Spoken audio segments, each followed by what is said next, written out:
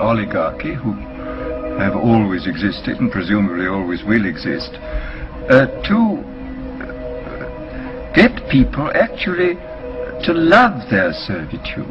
People can be made to enjoy a state of affairs which, by any decent standard, they ought not to enjoy.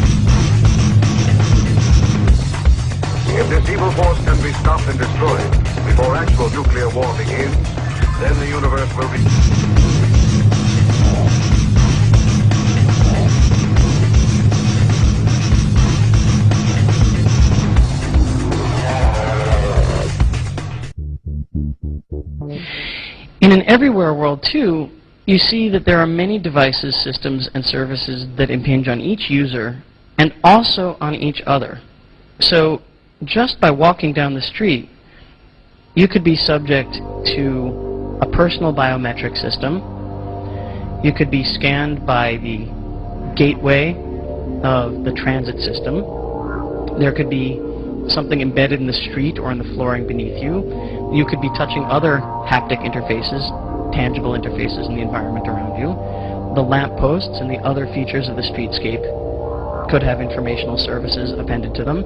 And last but not least, there is this surveillance element. There is a UAV here, a robotic helicopter, which is also surveying the cityscape and communicating with all of these devices.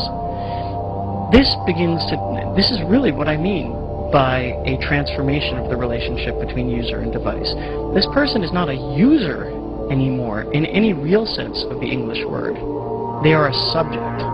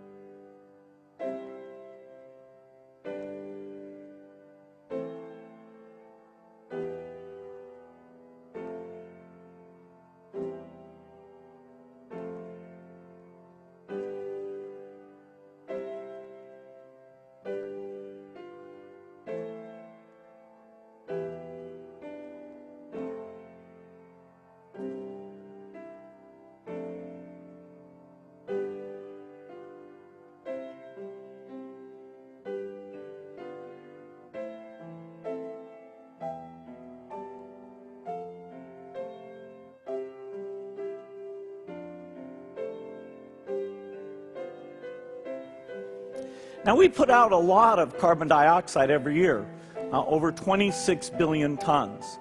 For each American, it's about 20 tons. For people in poor countries, it's less than 1 ton. It's an average about 5 tons for everyone on the planet. And somehow we have to make changes that will bring that down to zero. It's been constantly going up. It's only various economic changes that have even flattened it at all. So we have to go from rapidly rising to falling and falling all the way to zero. This equation has 4 factors, a little bit of multiplication. So you've got a thing on the left, CO2, that you want to get to zero, and that's going to be based on the number of people, the services each person's using on average, the energy on average for each service, and the CO2 being put out per unit of energy. So let's look at each one of these and see how we can get this down to zero. Probably one of these numbers is going to have to get pretty near to zero. That's back from high school algebra, but let's take a look. First, we've got population. The world today has 6.8 billion people. That's headed up to about 9 billion. Now, if we do a really great job on new vaccines, health care, reproductive health services, we could lower that by perhaps 10 or 15%.